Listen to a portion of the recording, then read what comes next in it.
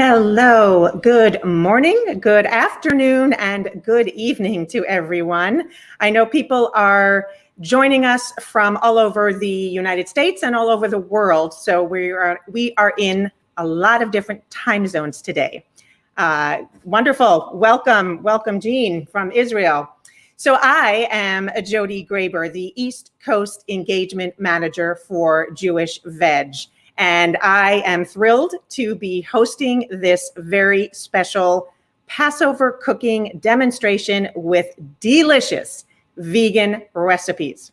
For those of you who are joining us, hello, Patty, also from Ashkelon. How wonderful. And Elephant Pear from Philadelphia, welcome. We are happy to have all of you here. For those of you who are not familiar with Jewish Veg, we are a nonprofit organization founded in 1975. We are the Jewish voice of the plant-based movement that is growing and growing and growing. And certainly all of our friends here joining us from Israel. Of course, Israel is the vegan capital of the world, but we will work hard here in the U.S. to go and get even with Israel. So today's event is going to be demonstrations of vegan recipes.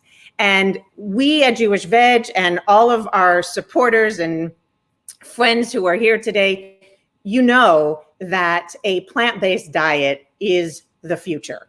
It is our way to show our compassion for animals, care and concern for our health and our environment. And that is what Jewish Veg does. We inspire and we assist Jews to adopt a plant-based diet as an expression of our Jewish values.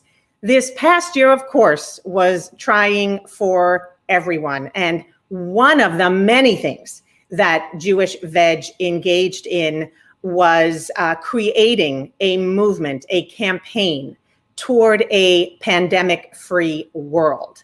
And you can view that right there, pandemicfree.org.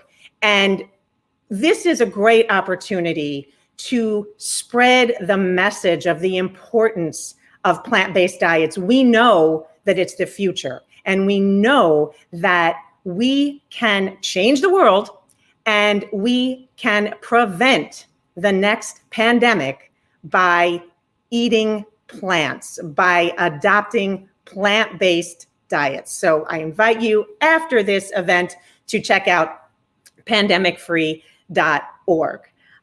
So today's event is very special. We have two celebrated vegan cookbook authors with us, Nava Atlas and Rena Reich. And we also have with us today Sabrina Bonaparte, who is a fabulous member of our Plant Pathways program. And we will talk a little bit more about that later on with Sabrina, but it's really a wonderful program, and certainly you are all invited to join us.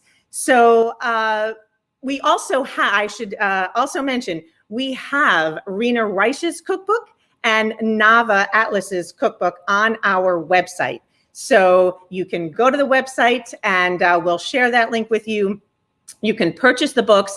I also want to tell you that we are giving away one of each of these cookbooks, and we would love for you to respond to the impact survey that you see in the link on Facebook and YouTube, and we'll share it in the comments. And we invite you, please, to respond to this impact survey and let us know what kinds of events you want to see, how you enjoyed this event, what else we could do to serve you better, and then we will be choosing two people to win those cookbooks. So we encourage you, please, to respond to the impact survey. All right. So what I would love to do is get started, because I know that you all want to see these recipes.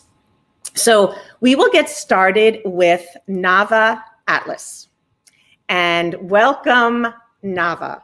Hi. Nava is going to share with us 2 recipes today, both of which I'm very excited about, but particularly the gluten-free vegan matzo ball soup recipe. So we're delighted to have you here, Nava, and welcome.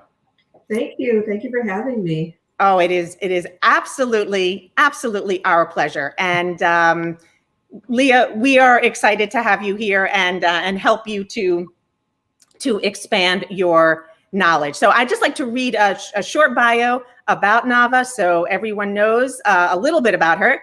Nava is the author of many best-selling vegan cookbooks, including Plant-Powered Protein, Wild About Greens, Vegan Holiday Kitchen, 5 Ingredient Vegan, and others.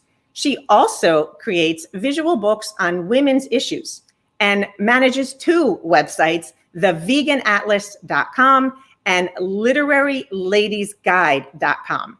And she lives in the Hudson Valley region of New York State. So Nava,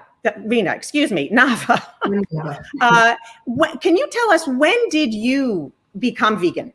Oh, what a long story. This summer I'll be 19 years vegan, but vegetarian since high school. So that goes back many decades.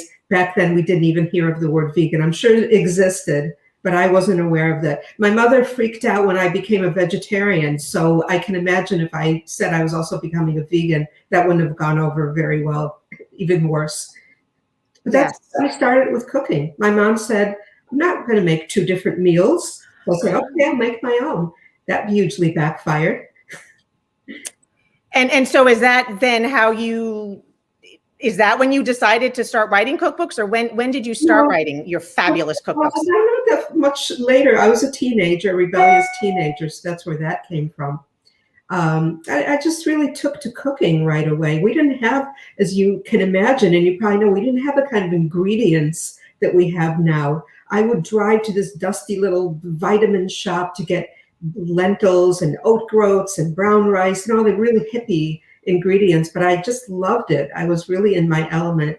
So when I got married, pretty much right out of college, my husband, who I'm still with, really wanted to become a vegetarian. So he gladly went along. And when I would make something, he said, why don't you write this recipe down so you could make it again? Because I was a big improviser. So then after a couple of years, 2-3 years, I had recipes.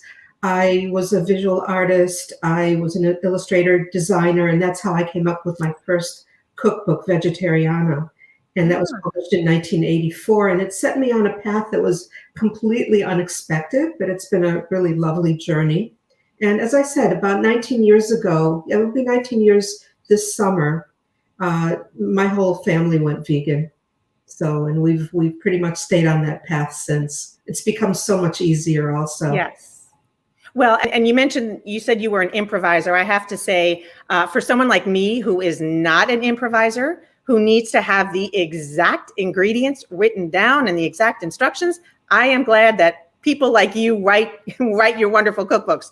So what I'd love to do is have you start explaining the recipe and showing us how you make your gluten-free vegan matzo ball soup.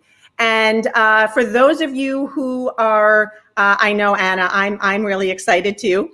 For those of you who are watching, please feel free, ask questions. And when Nava is, put your questions in the comments. When Nava is finished, we'll have a chance to ask her some questions. So Nava, I pass it to you. Okay.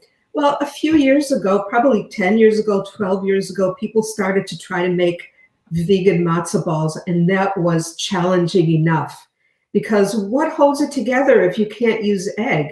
So, you know, all these wild experiments were on the internet, and some of them have kind of cheats in them, like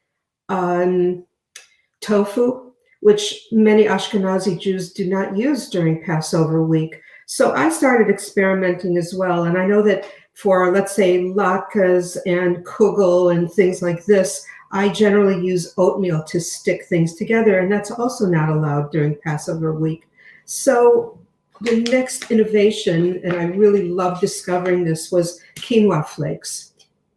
Now, for a few years, kosher for Passover quinoa flakes were not available. You get regular quinoa flakes that were kosher, but not kosher for Passover. But this brand, Pereg, is kosher for Passover. So I'm actually going to make both kinds. I'm going to make the matzah balls, and I'm also then going to show you the gluten-free matzah balls, which are made only with quinoa flakes. So there's really nothing matzah about them, but they really taste and look like matzo balls. So I'm going to make half and half from the original recipe. So each one the full recipe would call for a cup of quinoa flakes. So I'm going to do half a cup for each kind.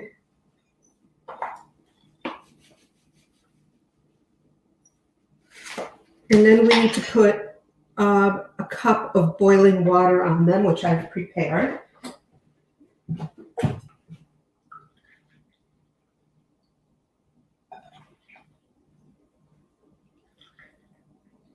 So Jody, I have to let this sit for 2 minutes or so. So I was going to say, if you want to come back and we can chat a little bit more for these couple of minutes. Otherwise, I'm going to burn my hand. Okay, yeah, we don't want that to happen. Oh. So if anyone has any questions, please let us know. But I guess I would like to know, well, Adrian wants to know, is it all right if I suffer from kitchen envy? Yeah, absolutely, it's all right. We're glad you're here. And Tamara says she has made your gluten-free vegan matzo balls last year, and amazing, all caps. So that's nice to know. Yeah. I know, Chantal, quinoa flakes, who knew? So I guess, Nava, I would like to know how long does it take you to create the recipe? I mean, how many versions do you have to go through to come up with, knowing how much quinoa flakes to put in the recipe? Well, it depends on the recipe. Some recipes come together immediately, and you nailed that on the first try. This one actually took some experimentation, and to be honest, the matzo ball recipe in the book, I believe, is a little different because the book came out already 10 years ago, and I think I used the Manischewitz matzo ball mix, which I later found to be just way too salty. So now I just use meal and I spice it myself, because what happens, these matzo balls they're mild, but when you put them in the soup, they absorb the flavor of the soup. So I just didn't want that insane level of saltiness. So this one took a few iterations. The current recipe, the one I sent you, they're going to put in the booklet, that is the most recent one, and the one on the website is also the most recent one. So. Right. So Nava, let me just tell everyone, absolutely, we will be sending the complete recipes out tomorrow along with the recording, so you don't have to jot anything down today. And Nava, do you know, where can we buy the quinoa flakes? Where do you get them from? Well, I ordered them online, but when I was using the Ancient Harvest brand, they almost always have that at my natural food store. You could probably get this from Whole Foods Market. I think, it's weirdly, I think I ordered it from Walmart because I think the other sources were out of it. Okay. Passover is in maybe 2 weeks from today, something like that. Yes, we have a little, just over 2 weeks. Yep. If people want this, they may want to jump online and order. Okay. So it's the Pereg brand, and Ancient Harvest makes them as well? Yes, Pereg is kosher for Passover if that's important to people. And it is important to people. And that's why a lot of people don't want to make their matzo balls with tofu. Oh, by the way, speaking of making matzo balls with tofu, so when I started trying other people's recipes and they'd say to boil them, they would just fall apart in the pot, and I'd end up with this kind of a slurry at the bottom of the pot. Nothing like matzo balls. So these are definitely unconventional, because what we're going to be doing is baking them.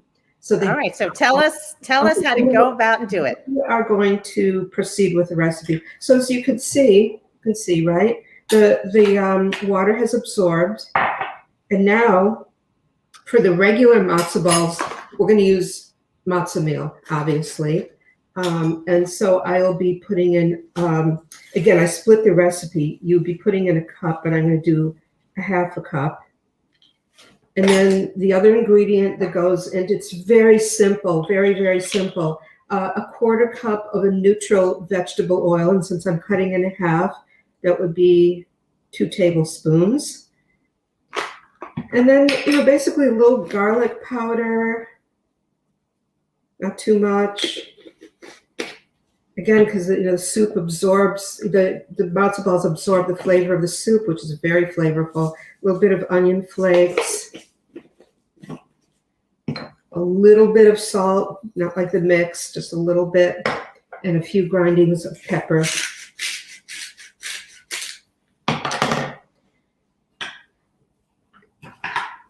And just mix that all in, and it absorbs, and it gets to be a really perfect texture. The recipe calls for putting it covering it and putting it in the fridge for 15 minutes, at least 15 minutes, because then it makes it easier to handle. But we don't have time for that today, so I'm just going to show you how it goes.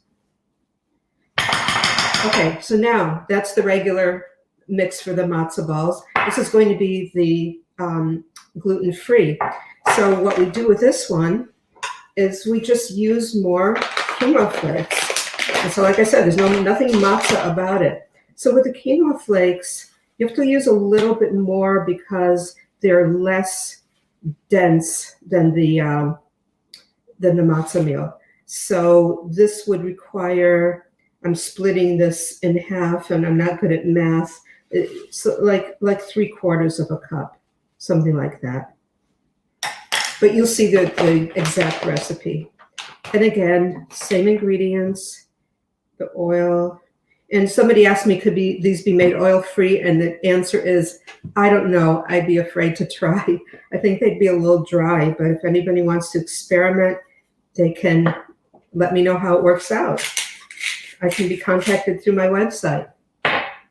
Same ingredients. And Jody, you'll have to let me know how we're doing on time. How are we doing on time? But we want to see you do this. So yeah, okay. Okay, so this is the completely gluten-free with just more quinoa flakes. And the texture comes out remarkably similar. I have to say, I don't think I've ever done like a side-by-side comparison, but it's so similar. And then basically, I mean, this isn't going to be too exciting to watch, but then, I just have a baking pan, which I lined with parchment, and, just start making them into, oh, by the way, also this and this. These will be going in the fridge for 15 minutes. You can make it the morning before, because it's easier to handle when it's a little firmer and a little colder, but we don't have that much time. So, we'll just scoop a little bit. I would say, not more than 1-inch balls. It's very easy to handle. Once your hands get a little sticky, just rinse them a little bit with some water. And you just you can put these pretty close to one another because they're not like cookies. They're not going to spread. So that's it, really. And then the oven gets preheated to 275 degrees, which is it's a very low, slow temperature. And you bake them for something like 10 to 12 minutes. And then they don't get too hot, so you can actually go in there. You don't need an oven mitt. Then you turn them over so that the other side can kind of bake a little bit. You don't want to brown them. So they have a really kind of a medium, really nice kind of a medium texture. They're not going to be like your Bubby's fluffy big matzo balls that she made with seltzer, but they're not going to be like what we used to call cannonballs either. They're really right in between. I'm going to show you how they look completely baked.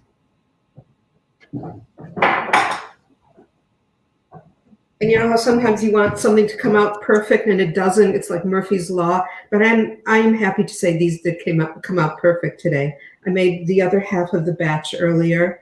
I had made the completely gluten-free kind for a while and wanted to make sure it still works, and it does.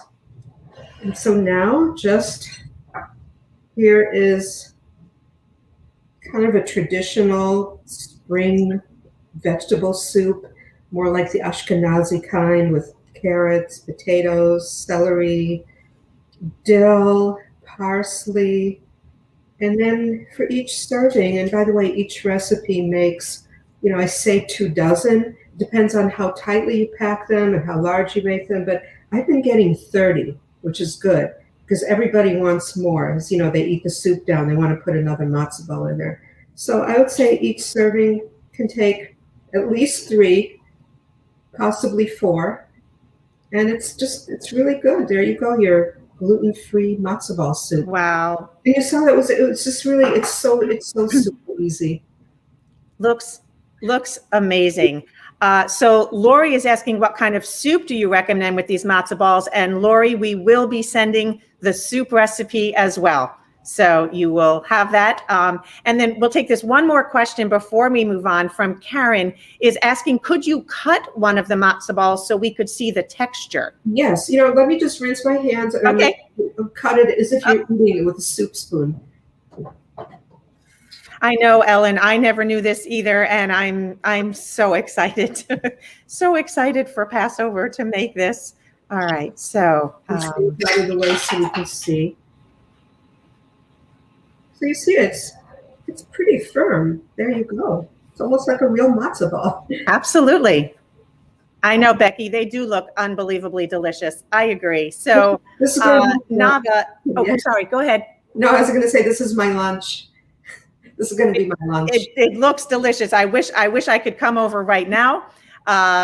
Fran says they are delicious. So thank you very much. We hopefully will have some time at the end to take more questions on the soup, but we will be seeing Nava again in a little bit for another recipe. But right now, I would like to introduce you to Rena.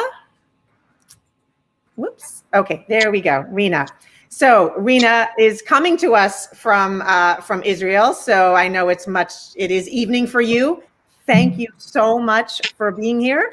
And just to introduce you all to Rena, 11 years ago, she was eating animals and became vegan. She did not want to give up the taste of her mom's cooking, so she started to put together recipes that kept the taste and memories without the animals.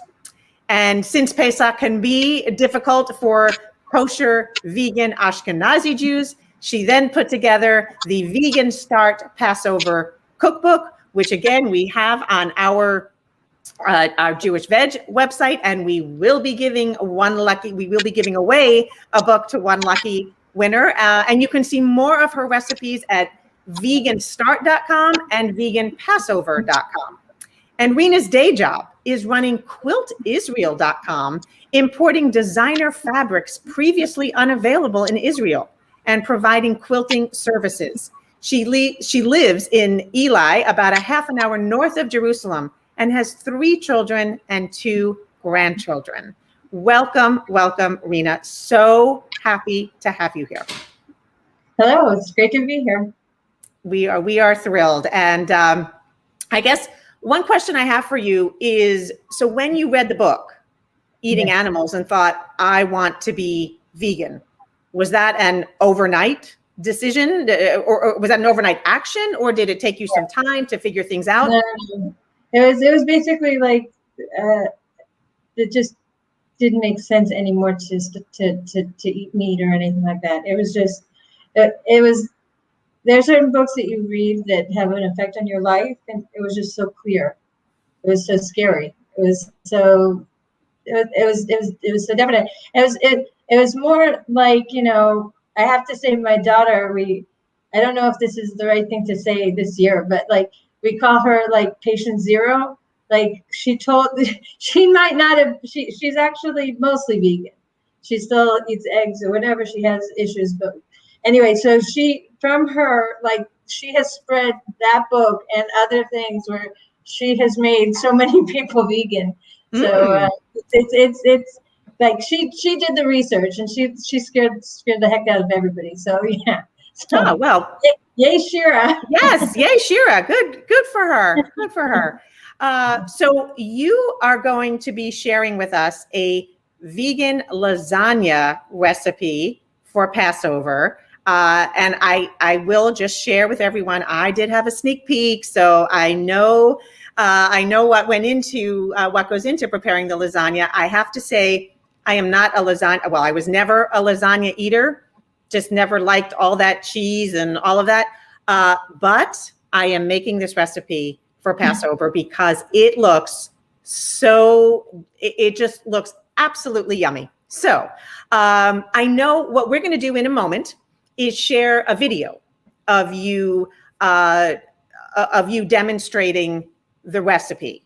And I know that you do not eat matzah products between Purim and Pesach.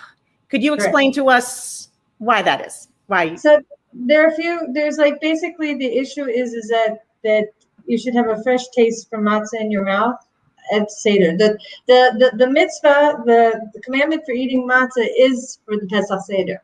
It's the only day that we're actually commanded to actually eat matzah. And so the idea behind it is that it should be fresh and different, and so different people hold different things. Some people say a week, some people say 2 weeks, some people say Rosh Chodesh. So we do from Purim on, basically. Okay. No, that's thank you for sharing that. And it's interesting because I never really think about it in that I really only eat matzah on Passover just because. But of course, that was something that you and I were discussing when preparing for this presentation, and I appreciate you sharing that with everyone. I'm sure there are more people here who also do observe that. So I would love to show the video, and then everyone, it's about 5 minutes where Rena is showing you the ingredients and how she prepares the vegan lasagna, and then we'll have a chance to ask some questions. So let's go ahead. I'm going to start with a cheese sauce. So basically, the majority of this recipe is about the cheese sauce, and the other stuff we can play with is very it's very open to interpretation. All right, so let's get started. You need 3 potatoes. I've already cut mine. 1 large onion, 2 cloves of garlic, and one carrot.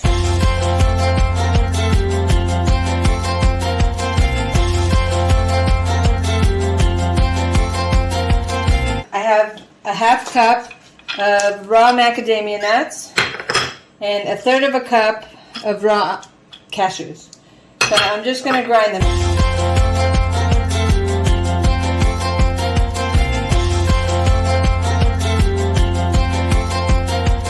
Okay, so we boiled the veggies. They're nice and soft and mushy. And so now what I'm going to do is I'm going to take 2/3 cup of, this is canola oil, but if you don't use canola oil, you could use, there are other oils. This is, some Ashkenazim eat canola oil, some don't. We do. So any light oil, not an olive oil, a light oil. So I'm going to put 2/3 cup olive oil, 2.5 teaspoons salt, 3 tablespoons lemon juice, and the ground nuts that we made earlier. I have my trusty blender, hand blender, or you can do this in a full-size blender. If you have a blender that you can pour everything in, that also works well.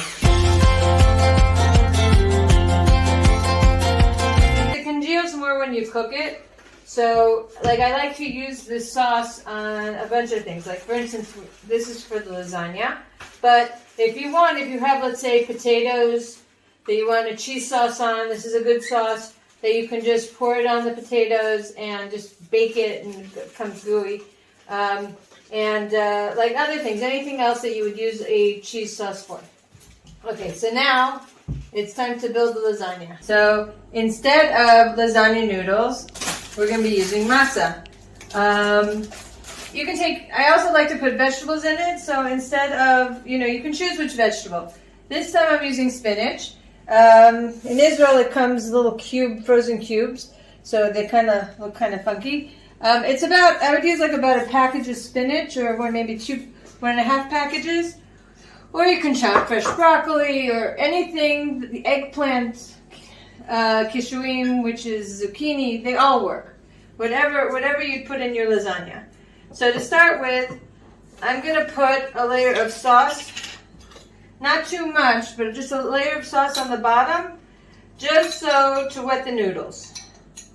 Because you don't want it necessarily, I could spray it also with like an oil, but just to have it so that it has some liquid to soak in. Oh, and this is store-bought sauce, but you can totally make your own marinara sauce. I actually have a recipe in my cookbook for marinara sauce, which is just a simple marinara sauce. It's the same type that you would use during the year, but this is what I have for right now, just to speed things up. Okay, so the sauce is here. And I'm just going to lay noodles, which instead of noodles, it'll be matzah. Which is a little bit, it's like fun. It's sort of like, piecing a puzzle.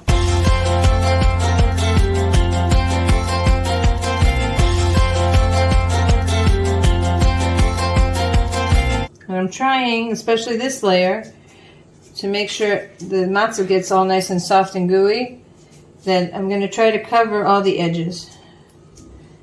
Okay, and besides that, next I'm just going to take some water and I'm going to pour it in the bottom just for a little extra moisture. I'd say about a half a cup. And I'm going to cover this, and then I'm going to bake it at about 350 which is 180. In Israel, it's 180. In America, it's 350 for about 40 minutes, covered. It'll sink in a bit, and then another 20 minutes, I'll do it uncovered, and it'll get a nice crisp. And, oh, I tipped it a little. We have our lasagna. B'teavon. Wow. Okay. It just looks amazing. So thank you for sharing that. I want to mention to everyone, I appreciate, Rena, that you are talking about the Ashkenazi traditions and which oils we can and can't use. And I know that there are, the rules seem to be changing. The Sephardic Jews, of course, incorporate other oils and other ingredients, the lentils and the chickpeas that, we vegans love so much. So we're trying to be as inclusive as possible and sharing recipes that, that everyone can enjoy. So please do ask us any questions about about the recipe if you have them. Lauren says she has made vegan cheese sauce without oil. So Rena, have you ever done that? Have you made a cheese sauce like this without oil? No, I haven't. It could be that the nuts have enough oil in them that's good enough. Yeah. But I think that oil actually, when you think of cheese, you think of usually cheese has fat in it, and so it's a good replace. Flavor wise, it could be that it's great. I have, like I said, I haven't tried it, but I would be a little nervous because if you're trying to mimic a flavor, the fat quantity is actually important in that kind of a thing. Okay. And I know in the list of ingredients, you do say, I believe, that you could substitute the canola oil for walnut oil. Right. That would work in this recipe. Right, because there's that's definitely an oil that's sold, walnut oil, or not a very healthy oil like palm oil, which they sell. I know they sell in Israel. That's kosher Pesach. Those kinds of oils can definitely be used. Like olive oil has a specific flavor, and because it's in lasagna, it's less I guess you could get away with it. But if you want to use a cheese sauce as a cheese sauce in something else, then I don't think that would necessarily work well because of the strong flavor. Okay. Okay. I agree, Chantal. And like I said, I am not a cheese. I never was a cheese eater. And I don't eat a lot of vegan foods that try to, be like I don't eat a vegan mac and cheese, but this one looks really good. So Lauren is asking, are any of your other kids besides Shira vegan? And what about your grandchildren? Well, it's funny that what do you call it? That my other, like, my mother became vegan, so actually it went the other way. My mother's vegan, but my kids are all basically vegetarian except for Shabbat, where some of them will have free range chicken on Shabbat. It's like a little bit of a, everybody has their thing, and we're kind of open. So, but my daughter-in-law is vegetarian completely, and like we've got like all the levels in the house. So. Well, you're certainly making a difference, and Shira is making a difference. So, and Daphne is saying that she has used applesauce instead of oil. So interesting. Yeah. All right, Daphne. Now I'm going to try that too. Is it possible to get the cookbook here in Israel? Is it available from your website in Israel, or? It's right now as a PDF download. It can be downloaded in Hebrew as an ebook, or in English. Obviously, it can be downloaded in English also as an ebook. No matter what country, that's not important. Amazon does ship here. It's sold on Amazon, so that would be a way to get it in Israel. Other than that, I don't have. It's not being printed here. Okay. Well, and you can always email me at jgraber@jewishveg.org, and we will figure out how to get you the cookbook in Israel. So not a problem. We'll take this one other question here from Ruth. What spices are you using in the lasagna? Did you put any oregano, pepper in there, or? It's funny that, like, my father's actually Iraqi, but I don't eat anything that's spicy. I barely cook with pepper ever. I think the only thing I make with pepper in general is your shami kogo, like the Jerusalem kogo, which has it has to have pepper, otherwise it doesn't taste right. But I cook with a lot of garlic. It has a lot of garlic. It has oregano. Sometimes I'll stick in some basil, but just salt. Keep it simple. In general, I keep it simple. I don't. You can substitute celery for onion if you're not an onion eater. Okay. All these good suggestions. It's wonderful. But I will say too, we are going to Rena did do a full longer video for us that we'll put on our YouTube channel, because one of the things, and maybe Rena, if you can just explain this before we move on, about the layering with, I guess first question, do you know what size pan you did use for this? I actually didn't look. I don't know. That's okay. It's a regular like baking pan. Okay. Because one of the things you did that you explain a little bit more in the longer video, in the size of the pan you had, you used a full piece of matzah and then about a half a piece to cover it. And then you alternated the half piece and the full slice. So I guess that just kind of keeps it together a little bit. Yeah, I think it's more of a technical, so that you don't get like a sagging in the middle. Okay. If you keep the cut in the same place, it's like kind of sags down. It's not so pretty. Great. Okay. No, that's a great tip, and I appreciate that you did put that in the full video, so it almost becomes like a puzzle. Fitting the pieces of the puzzle together. So. And so Jonathan is asking, can you use gluten-free matzah in this recipe? I can't see why not. I've never used gluten-free matzah, but basically as long as if a matzah can basically hold its own without falling apart when it's soaked, you can use it. It doesn't even taste like matzah afterwards. It really tastes really like a heavy noodle. Great. Well, and I will tell you, Jonathan, that I myself am going to be using gluten-free matzah. So I will let you know. You can email me and I'll let you know how it comes out, because I am getting my gluten-free oat matzah. So because so many of the gluten-free matzah that's sold in the regular supermarkets have eggs, and some even have honey, I think. So it doesn't work for vegans, but I will have my gluten-free oat matzah. So. And Susan just said she found the Kindle format of your cookbook. So we got that. All right. So Rena, thank you so much. Stand by, because we'll bring you back at the end in case we have more questions. But it's just a great, I'm going to say simple, and that's coming from me who makes everything difficult in the kitchen, but it does look like even I can make it. And that is saying a lot. So I don't believe in doing anything. If it take, it's funny. I wouldn't say I love to cook. I like to cook, and I like to do things quickly, which is one of the reasons I think that a lot of my recipes are very short, because I like to do things quickly and get it over with and just enjoy eating.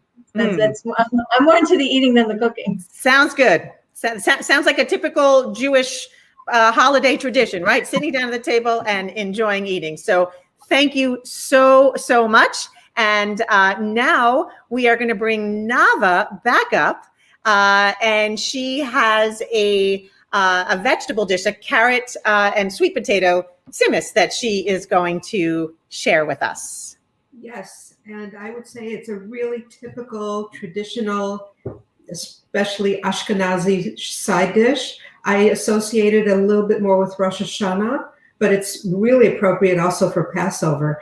And I didn't realize until I did a little bit of research recently that simmis is not always vegan. I thought it was one of those already vegan recipes, but some people throw meat in there, and it just seems like so out of place. But I just want to go back a little bit to something that Rena was saying. Coincidentally, I did another demo this week for Passover, and I made a layered matzah casserole. This is with spinach, fresh spinach, and potato. And my in-between sauce was made out of soaked cashews, and for that oiliness, avocado. And it works out just beautifully. It has this gorgeous green color. And I used, because it was not Passover yet, I did use Daya cheese. Now, Daya is made of tapioca. It is kosher. It is not kosher for Passover. I really don't know if tapioca is considered kitanyot. I don't know, but since it wasn't Passover yet, I did use the Daya cheese. Wow, with avocado.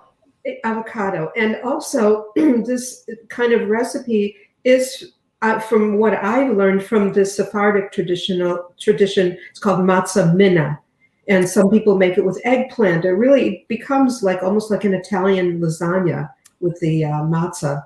So that's one of my traditional main dishes for Passover. Wonderful. I'm looking at the time, and I realize we gotta get moving with the simmis.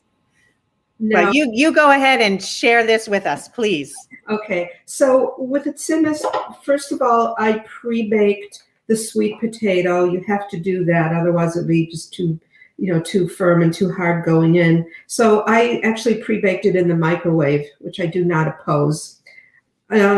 I started out, I pre-cooked a little bit because this takes a while, onions and carrots. And one of the reasons carrots is a traditional Jewish vegetable because it's kind of like coins. And in Yiddish, the word for carrots is merin, which means to increase or multiply. And so we all like that. Simmis in Yiddish means a big fuss or a big to-do. But this dish is not fussy at all. It's actually really very easy, which is why it's always a nice addition as a side dish to no matter what kind of meal you're making. So I'm going to turn this up a bit and, just let this warm up a little bit while I finish cutting up the sweet potato. I might as well throw the apple in there. And, just cut the sweet potato into kind of thick slices. It doesn't have to be any special way. I can take the thinner slices and just make them a little So again, this is going to be a half recipe because this year it's just my son moved out recently, so it's going to be the three of us. And so I've been cutting recipes in half, and it's still too much for us because none of us are really big eaters. And now we're going to have probably about 50 matzo balls. But I think they freeze well, so I'll put them in the freezer for a couple of weeks, make another soup, and we'll already have our matzo balls. Okay, so far there was, again, I don't use a lot of oil, but for people who are oil-free, you can use water or broth to sweat the onions. So that's partially cooked. I don't know how much you can see. The sweet potatoes went in. Another ingredient is a little bit of orange juice. So Nava, this can be made oil-free? Definitely. Oh, great. Okay. Sweating the onions and carrots. You don't need any oil at all. Ah, that's great. Yeah. Another nice component of this is dried fruit. So I like to mix them. You can use anything, what you have, cranberries, raisins. I really like to use prunes, are very traditional Tsimis, and kind of the dark color really stands out against all the orange tones. So while this is heating up and it's going to take a million years, what we could do too is I need to get this to soften a bit. And if you need to go on to the next cook, we can come back to this at the end. All right. If that works for you, and you'll continue to keep that up. I'll just put this. I'll just make sure everything's in the pan, and it'll just keep cooking while you talk to the next cook. So I'm just slicing up the dried fruit, which really doesn't take long at all. I agree. Miriam is saying it looks good already, and I agree. All right, so we will switch over to Sabrina Bonaparte, who is going to share a dessert recipe with us, because of course, no Jewish holiday meal is complete without dessert. So I just want to give you I'm going to read a short bio from Sabrina to give all of our viewers a little background of who you are. Sabrina lives in Seattle with her Jewish vegan husband, her 2 tuxedo cats, and her tiny rescue Yorkie. Last March, she graduated from the Rooksby, am I pronouncing that right? Rooksby Essential Vegan Desserts course, which sounds like something I need to do. She enjoyed sharing her final project with her vegan cookbook club right before the pandemic hit Seattle.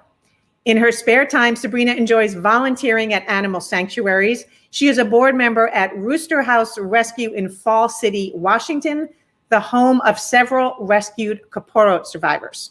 She is an active member of Jewish Veg's Plant Pathways group and hopes to be involved in planning another Jewish Veg Seder in Seattle again someday in the future. And Sabrina, we look forward to that as well. So, can you tell us, when did you become vegan, start eating vegan? Well, it's a long journey. I started back in college about 20 years ago. I was having some health issues and I cut out dairy and decided okay, well, these vegan cheeses and yogurts and everything are absolutely disgusting. I can't do this. 'Cause back then they were. The story has changed quite a bit since then. Then I went vegetarian about 10 years ago because I decided I want to cut out meat, but I don't know if I could do dairy because I just love cheese. I love cheese, it's my favorite. And then about 4 years ago, I went to an animal sanctuary out here called Pasado Safe Haven, and I met a cow named Bessie. She was a cow used for dairy, and I was feeding her this pumpkin. I had this giant pumpkin in my hand. She was eating it out of my hand, and I was looking into her eyes, and they were so beautiful. And I said, okay, I can't eat dairy anymore. And I mean, I was already a vegetarian, so I just decided, okay, I'm just going to go vegan now. So it was all Bessie. She was 20 years old at the time. She actually died a few months later because that's the life. I mean, she got to live a full life at the sanctuary. So I just decided that's it. Great.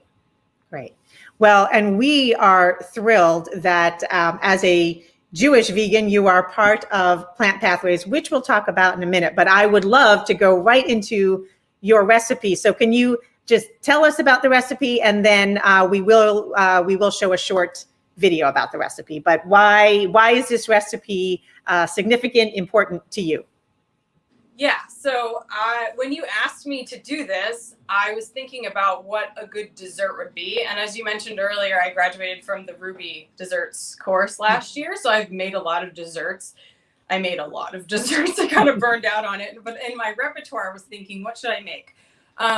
So to get to know me a little bit, I describe my ethnicity as Jew-Eureka, because on my mom's side, I'm Jewish. It's Ashkenazi Jewish on my mom's side. On my dad's side, my dad's from Puerto Rico. He's not Jewish, but, and I was born in New York. So that's Nuyorican plus Jewish, Jew-Eureka. So I thought I should make a dessert that sort of reflects my heritage. And that's something that people can make for Passover, right? So I decided on this dessert called tembleque, which I'll talk about in a second. I thought kind of like, what sort of dessert should I make? Interestingly enough, macaroons are big in Puerto Rico. They're called besitos de coco, or like coconut kisses, kind of. And I thought, but everyone has a good recipe for macaroons, so that's kind of boring. And then I thought, maybe I'll make flan. And then in my head, I thought, I have to make caramel on camera as a demonstration, and I immediately got anxiety and said, no, I'm not making flan.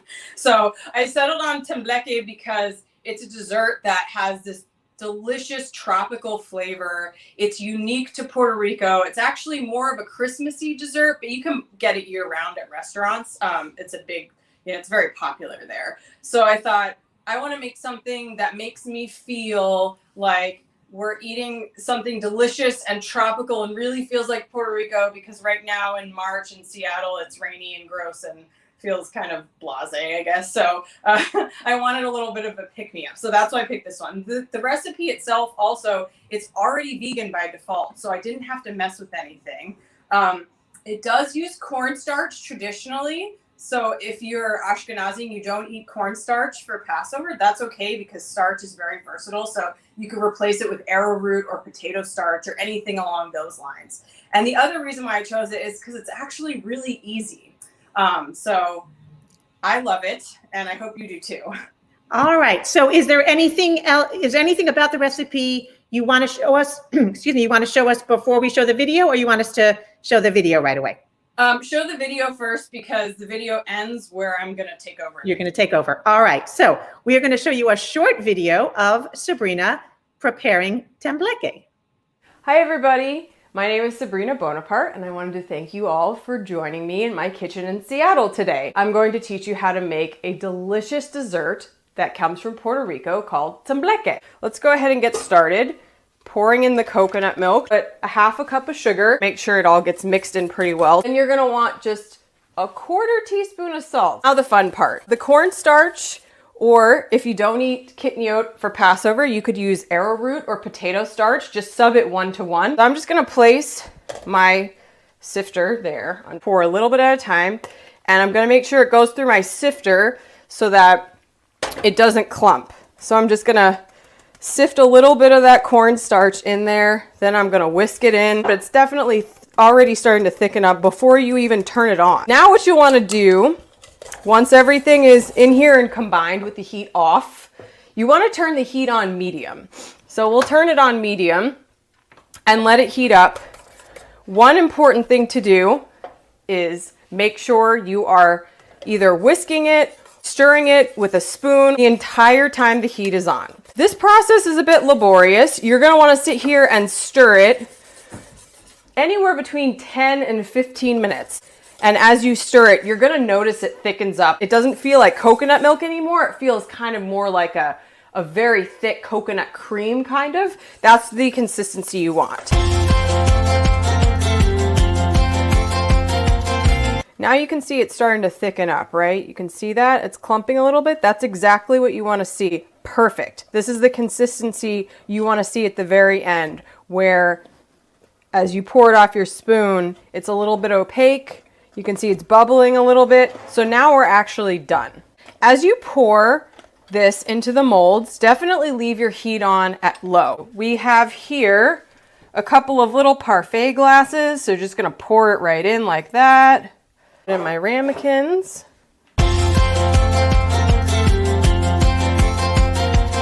You're gonna wanna leave them on your counter until they cool off just a hair. Like right now, you can see they're all steaming. They're very, very hot.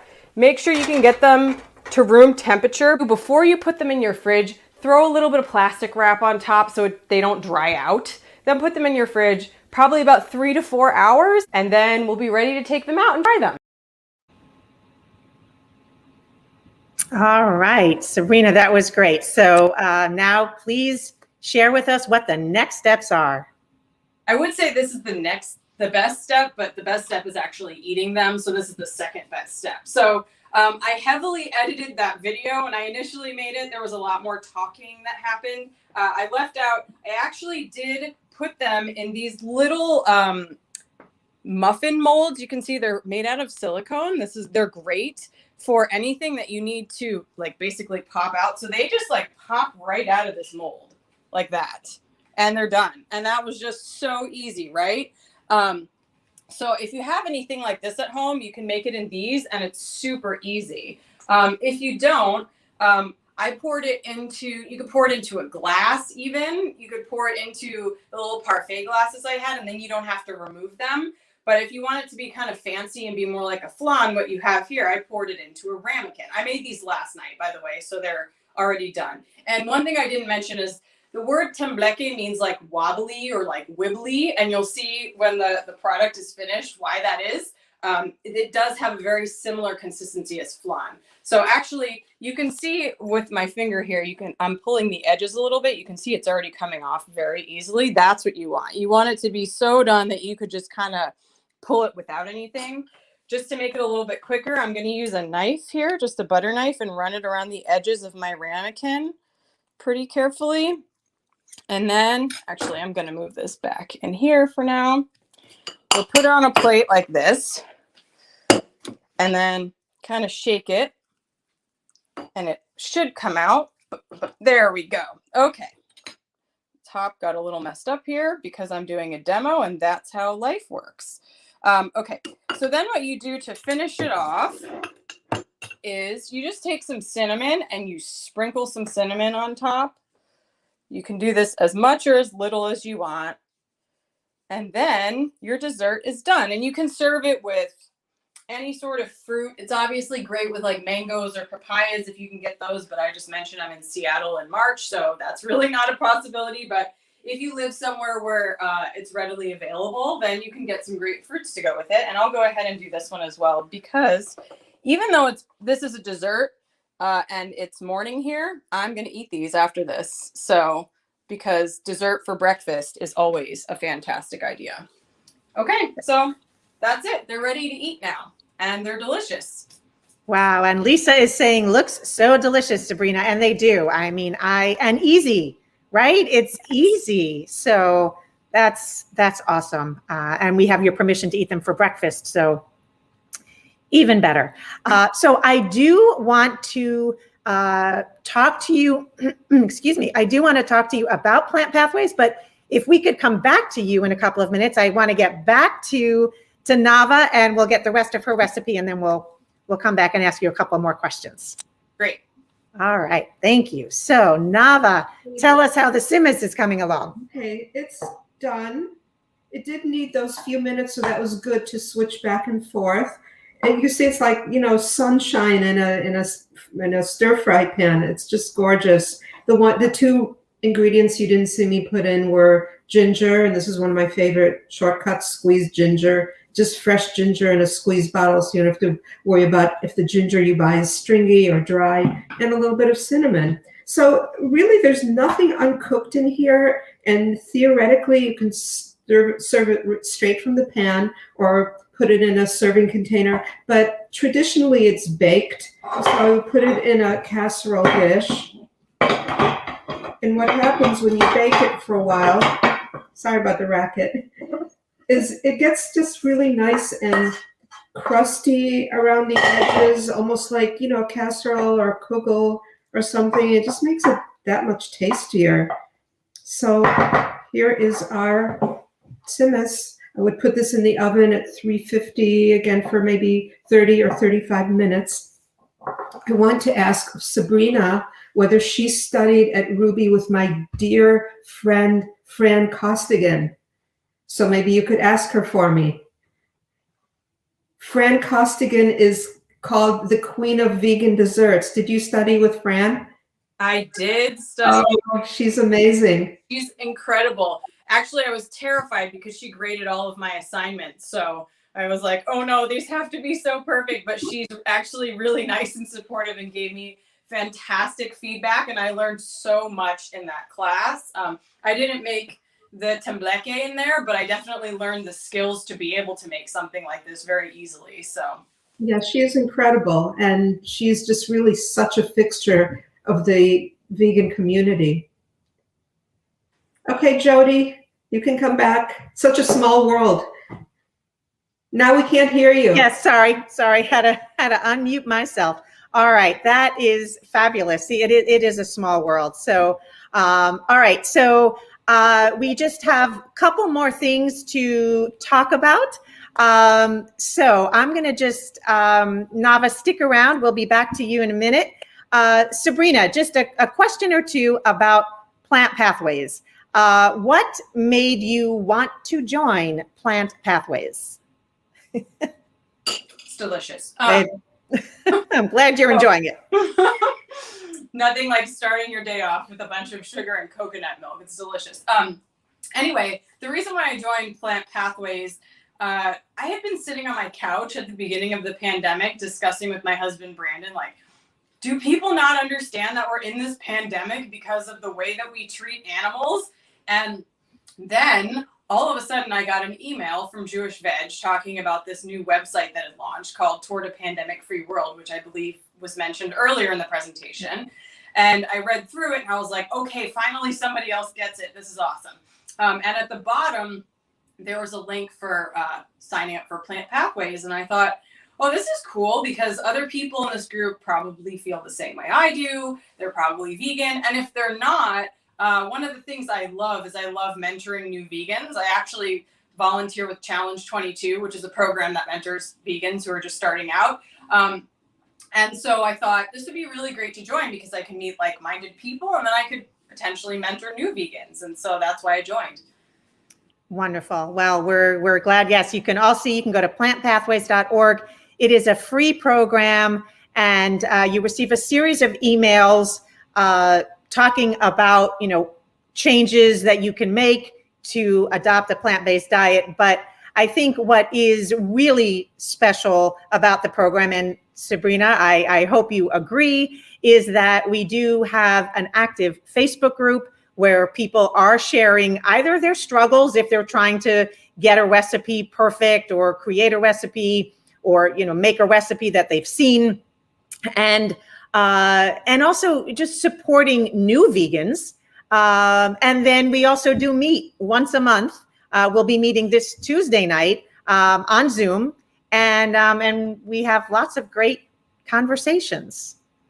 And we certainly love your input, your contributions to Plant Pathways, and of course, Brandon as well. So you're very special members of Plant Pathways, and I invite everyone here who is not a member to join us. We'd love to have you and support each other and support advancing the Jewish vegan movement. So thank you very, very much, Sabrina. And now I really want to thank all of you for being here. I want to thank Sabrina and Nava and Rena. I know you all have put so much time and effort into joining us today, planning, creating your recipes, making the videos. So I sincerely thank you so very, very much. I want to remind people that you can order their cookbooks on our website, and please fill out the impact survey. Two lucky winners will each receive, one of Rena's cookbook and one of Nava's cookbook. And we really want to hear from you so that we can create more programs like this. I also want to invite all of you, if you haven't yet registered for our Jewish Veg Seder. Yes, that is Seder with a Z, our Zoom Seder.